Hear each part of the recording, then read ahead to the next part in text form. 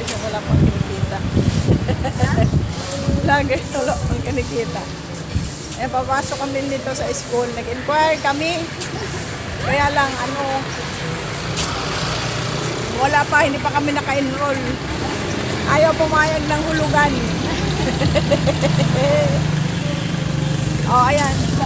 Ayan ang school na papasukan namin, no? Wala pa. Hindi tinanggap yung namin, promissory note. Kasi ako, ang edad ko, senior na, baka hindi na ako makaabot. Kaya hindi pa ako tinanggap. Hahanap daw muna ako. Manghingi daw ako sa mga apo ko. Tanda na raw ako, wala pa nagpag-sesyon. Ito naman, may asawa na siya. Eh, hindi nagsinungaling. Kahit bata pa siya. May asawa na raw, ba't hindi makabayad?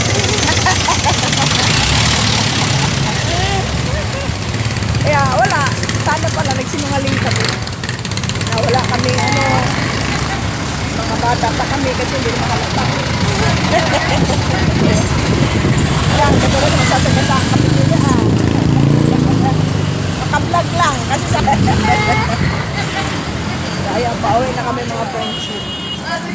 Bukas babalik ulit kami para sa kumplito na yung amin. Kulang na lang na 90.